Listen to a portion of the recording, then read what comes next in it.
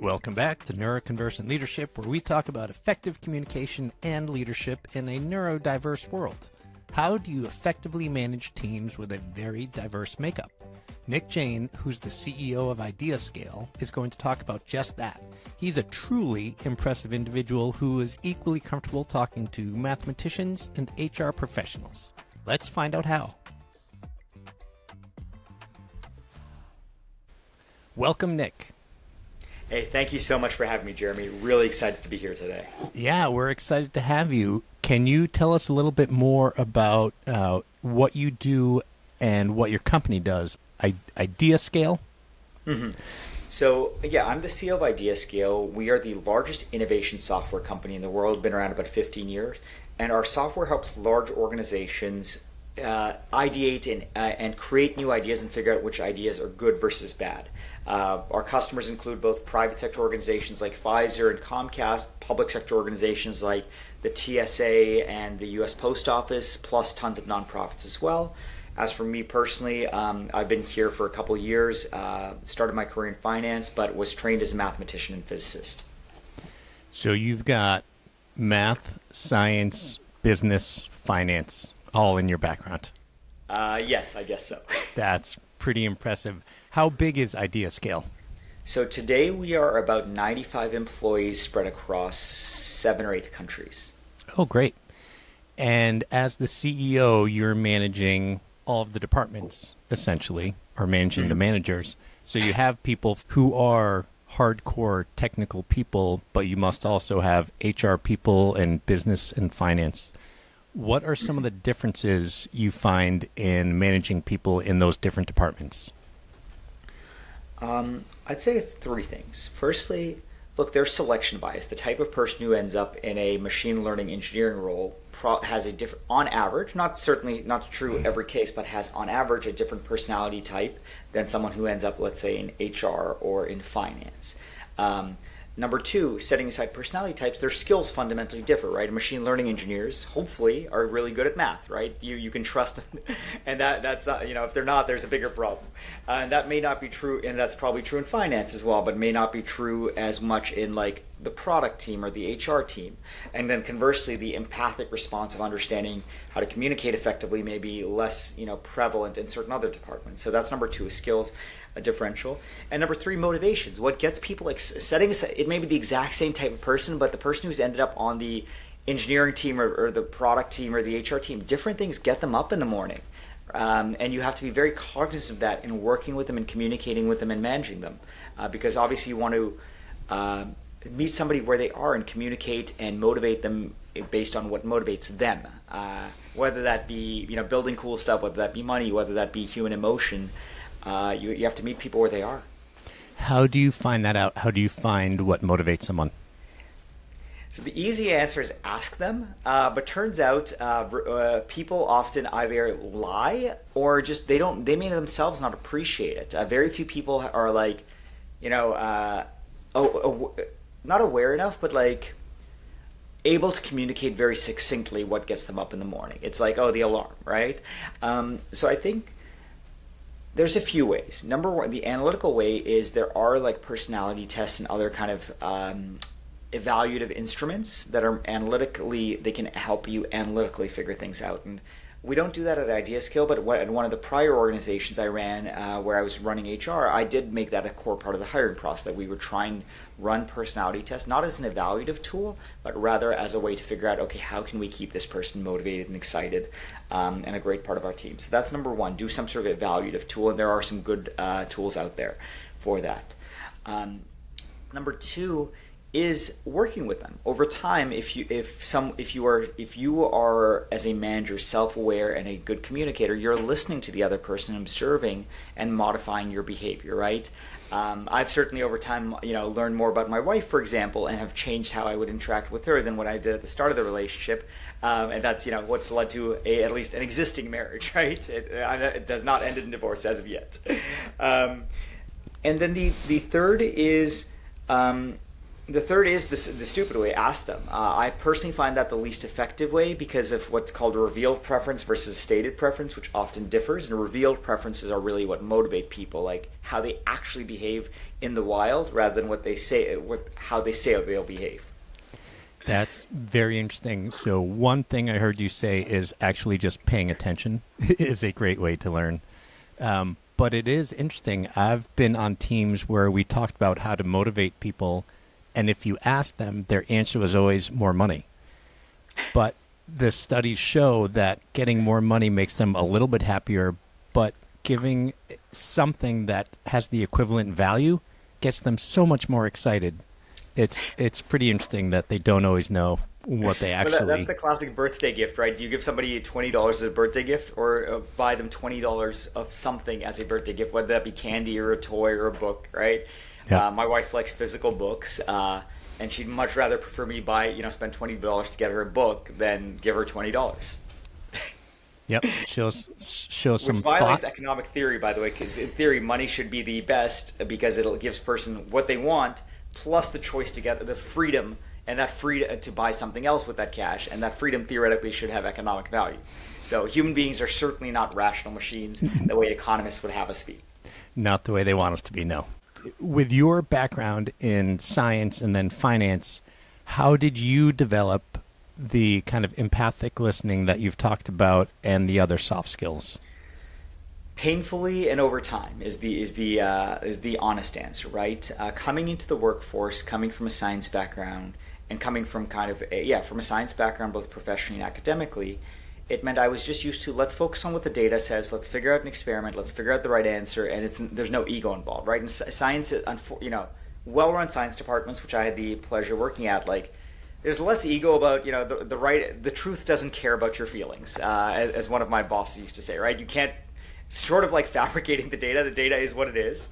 Unfortunately, look, that's something that's beaten into you very, carefully over your science career. There's a right or wrong answer to that math problem or to that, experiment. And you learn over time, and if you go through the STEM path, that like, it's okay to be wrong, and you have to separate your ego from the truth.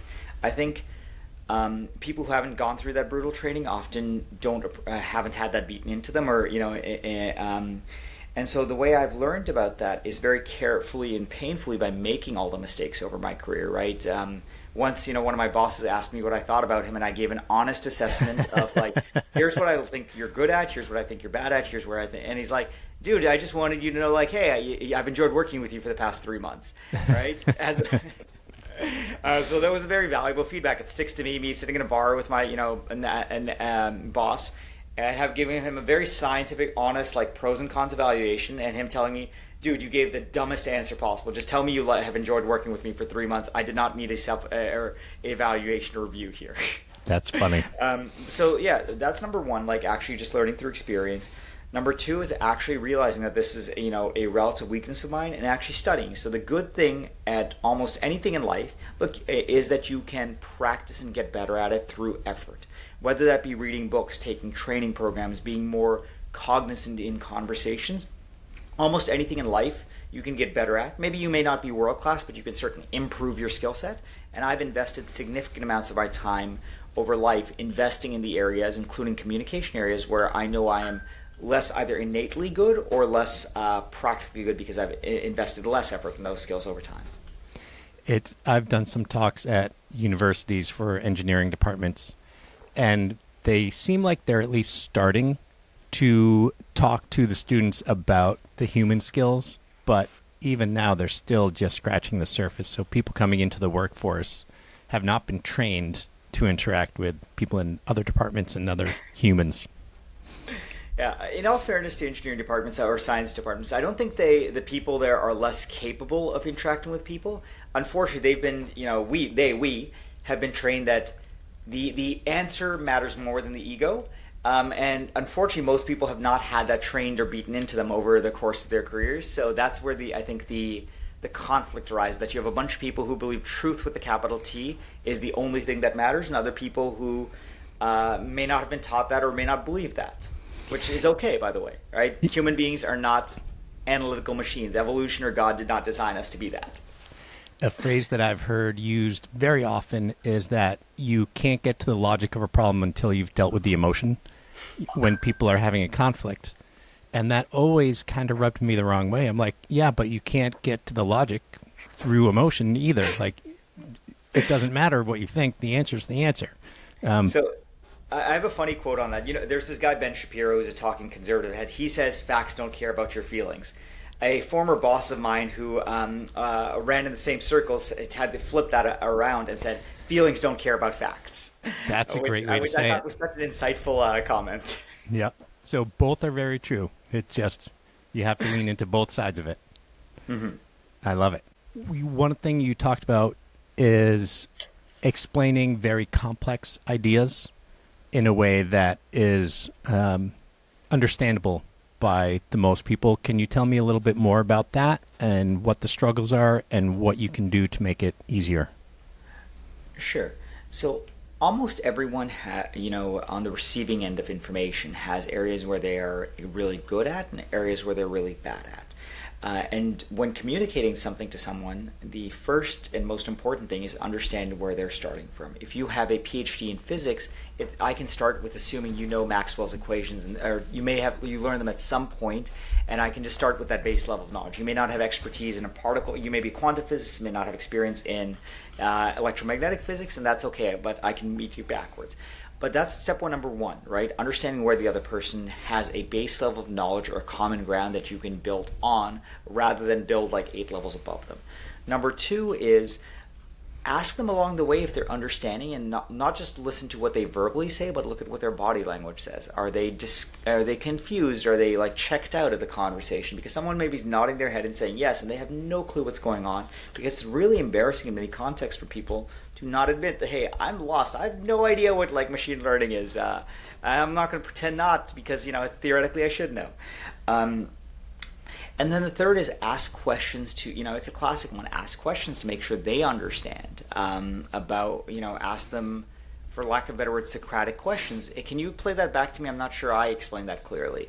And it's okay for you as the communicator to express uncertainty, because perhaps you're wrong, but also it expresses humbleness for you to admit either truly or falsely that you may not fully be effectively communicating to the other party.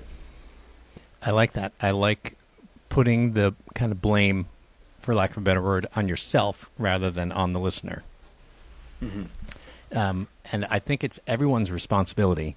In two-way communication, I always tell the employee who's talking to his boss, I always say, it's your job to understand how to communicate with the manager.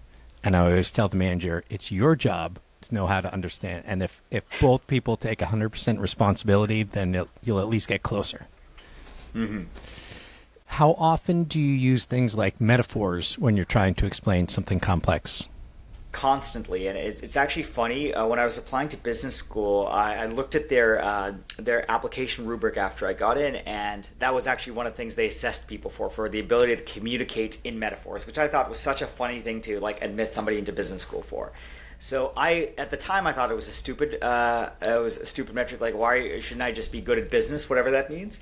As I've progressed in my career, and I'm about 10 years out of business school now, I am more cognizant that communicating in metaphors or parallel ways of communicating is actually really important, because again, it's meeting someone in a common ground, something they can understand. Everyone at the end of the day learns through metaphors or through analogies. When you're learning, I don't know, the flow of electricity, you think about it like the flow of water, right? That's because that's something everyone can relate to, and that's a pretty technical topic, and that's true of non-technical topics too. So I use metaphors constantly, and increasingly over my career, I've explicitly started realizing the importance of using them rather than communicating from a axiomatic basis. So now, to put you on the spot, can you share an example of a metaphor that you've used to explain a complex idea? Sure. So when running a business, a large part of running a private sector business well is growing money, or basically growing the wealth or success of a company over time. And so the metric that is really important in doing that is what's called ROI, or return on investment. And return on investment is if you put in $1, you should get more than $1 out. Roughly, depending on the company or context, you should get between $1.10 to $1.50. And there's some very simple math for that, like high school level math. But it's really difficult for people to understand why that's important. And rather than talking about in a business context about why XY business decision helps the business grow, we often use the analogy at IdeaScale for people and their personal money. Okay, let's imagine you started with $1 and tomorrow you turn that into $1.10. Let's imagine you then put $1.10 back into your bank account or into your piggy bank, and $1.21 came out.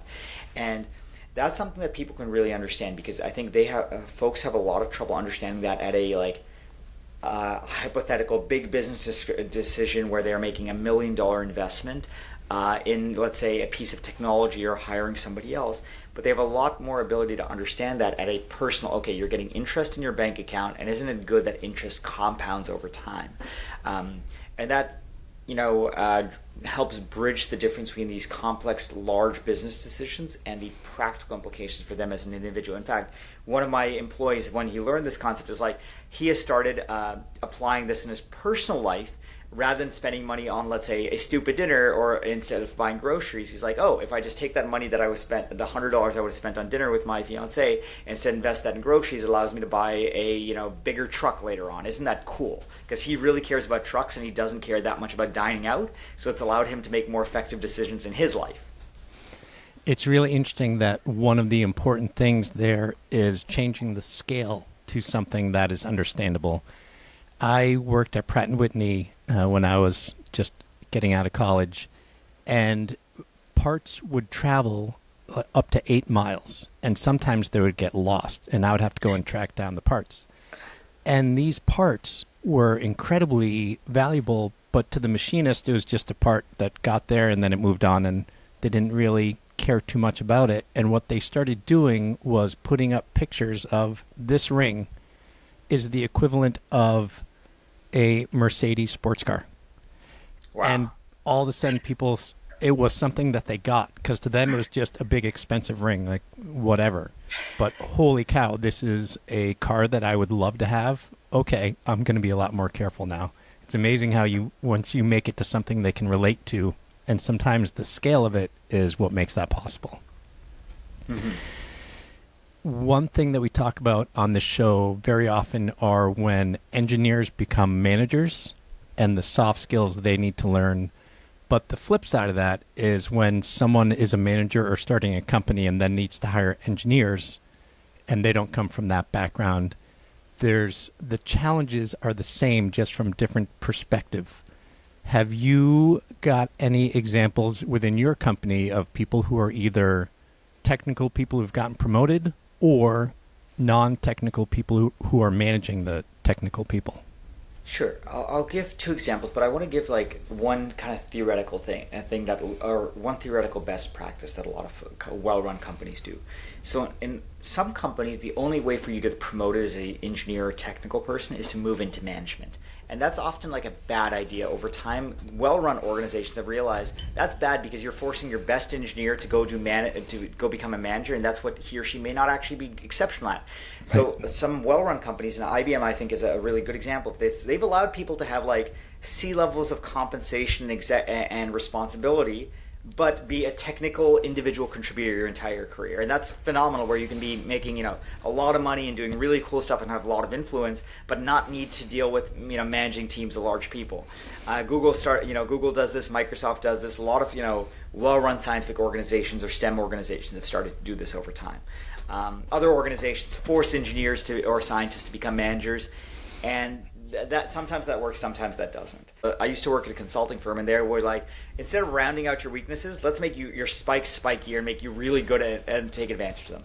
So to answer your question directly about IdeaScale, yes, we have both technical people who are managers as well as non-technical people who are not who manage technical people. And I'll give an example. So while I'm trained as a scientist, I'm not a software engineer. And yet, as you noted at the beginning of the call, ultimately all the software engineers report up to me. So I'm often managing people who have a domain of expertise that I have less experience in. And what that means is kind of 2 things for me. Number one is very honestly, I have to go study and get a base level of knowledge, right? So when I took this job, I spent hundreds and hundreds of hours over the past 2 years learning, software engineering skills. Now, am I as good as software engineers if somebody's doing that 100 hours a week? No. But can I now understand what they are talking about? Can I go read the code? Can I go understand some of the technologies? Yes, but that has required concentrated study. Number two, the second way to deal with that, where there's a skills gap between the manager and the managee, is you have to have trusted lieutenants. So I'm very fortunate that I have kind of trusted lieutenants who help bridge the gap between what is happening at a very technical end at a line of code base to what I need to be aware of, because candidly I do not need to be aware of every single line of code that's written. I need to be able to make informed management decisions. And now let's go the opposite way. For technical people who are being promoted into managerial positions, we do that regularly at IdeaScale. But we do, I think we increasingly have done one thing better when we do that, which is emphasize that your job is now changed, right? Your job is now to manage people, not just to write code or do something technical. Secondly, we teach them some of those skills. And thirdly, we emphasize, look, the most important thing when you've moved into manager, especially as a manager of technical people, is your job. A large part of your job is communicating what is happening on the technical end with the other business functions who may not have technical skills at all, right? So again, I've invested time and effort into learning how to, software engineering skills, but that is not expected of the finance person or the sales rep. And so if you have an engineering manager, if he or she is talking to a sales rep, they need to be able to communicate, again, the salesperson where they're at and bridge the gap between what is happening at a truly technical coding end versus the sales end. And that's a skill that they are encouraged to learn. And if ultimately somebody doesn't want to do that, they can gracefully move back into a technical role. And that's okay too. I think one of the things we've done better is not everyone either has the skills or desire to be a manager, and that's okay. Right? You can succeed in your career being technical. And again, we've stolen that from other companies that have done this well. I wish more companies had those two different tracks, because I've coached some engineers who've become managers, and they would get better. But in the end, I would ask them, I'm like, do you want to be doing this? They're like, no, not at all. I'm like, well, then don't. Go back to doing what you're excellent at and what you love. Mm-hmm. This is great so far. What is a piece of advice that you can give to technical executives? Is there any one thing that is pretty consistent? Learn how good business decisions are made. I think one weakness that I've observed in a lot of technical executives across both technology companies as well as technical executives in other companies is they're really good at making technical decisions, but not understanding whether that is a good or bad business decision. And ultimately, every business needs to be making good business decisions, going back to that principle of what I called ROI, right? At IdeaScale, for example, we're a software company. There's all sorts of cool, I will nerd out about cool technologies all the time, right? In my private life or with engineers, but whether we implement that technology at IdeaScale literally depends on whether it's a good business decision, what are the cost and benefit trade-offs, and quantifying those. And that's an important skill that I think is painful for technology executives to learn, because sometimes the answer is no, this is a great technology decision, but it's a terrible business decision, and that means your pet project gets killed. But that's okay, and that's unfortunately a trade-off that any executive needs to make, separating their pet projects or pet passions from what is right for the organization, which you should do because you've got hundreds or thousands or tens of thousands of people's jobs depending on you making good business decisions. It's interesting because in writing or in developing a speech, it's very similar. You have to kill your darlings. There's some things that you love. You love this story, but it's not the most important story, and you only have so much time. You only have so much money in a business, so sometimes you have to kill those off. This has been great. Unfortunately, I need to start wrapping up in the interest of everyone's time, but before I do, how can people reach out to you or learn more about you and your business? Sure. Our company website is ideascale.com, spelled like that up there. Our software is completely free to teams or organizations less than 100 people. So if you're a small organization or a team within a large organization, check us out. Software is completely free. If you want to get in touch with me personally, my name is Nick Jain. Easiest way to do so is through LinkedIn. I respond to 100% of messages, so would love to hear from people. Great. I will put a link to your LinkedIn in the show notes. And just as a quick point of reference, what is the software that small companies can get for free? What does that software do? Sure. So we have the same piece of software for large and small companies, but what people are getting access to is a piece of software that helps you collect ideas from anyone around the world and then figure out which ideas are good versus bad. Kind of think of it like TikTok for software, where everyone puts in ideas and some ideas get upvoted and downvoted. There's lots of other fancy bells and whistles, but that's the gist of it. So is it, to a degree, kind of like a virtual brainstorming session? It's async. It's better to think of it like, rather than a session like that you run live, think of it like TikTok, where everyone's submitting their funny dance videos or cat videos, and then like the best ones just go viral. But think of that for ideas. So you don't have to be in the same room. You can be in different rooms, different countries, different time zones, doing things at different times. I could submit an idea today that you discover a year from now and you love, and that idea goes viral.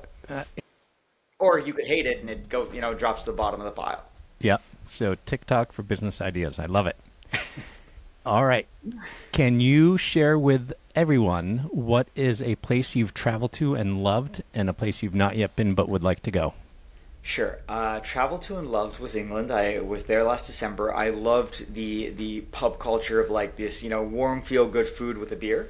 And a place that I've not traveled to would be China. I think China, the concept of like the influence China has had on the world culturally is, both historically and in modern days, awesome. And I would love to like go know what China's about. I've never been.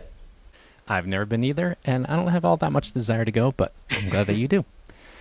What is one piece of communication advice that everyone can benefit from? Almost everyone is waiting for their turn to talk in a conversation. Breaking that habit. Truly listen rather than waiting for your turn to talk. Love it. That is something definitely everyone can benefit from. And the last question is, who do you think is an excellent communicator, whether in your personal life or a famous person? So I've never met Bill Clinton before, but I think he's an extraordinary communicator. And if you've ever seen the clip of him versus George Bush Sr. at a debate, there was this famous clip where somebody asks about the economy and George Bush gives the better technical answer, and Bill Clinton just deeply empathized and connected with this person who probably had nothing in common with, right? Because but that's effective communication. Meeting the person where they're at rather than necessarily being right. Wonderful. I'm going to look that clip up. All right, Nick, this has truly been a pleasure. Thank you so much for joining us. Thank you so much for having me, Jeremy. It's been an honor. Thank you so much for listening to another episode of Neuroconversant Leadership. I hope you're entertained while also learning a thing or two. Did this episode remind you of anyone? Do you think that person might appreciate this podcast? If so, please send them to my website, www.neuroconversantleadership.com, where they can listen to the episodes, or send them a link to whatever platform it is that you're listening to this on. Thanks again and have a great week.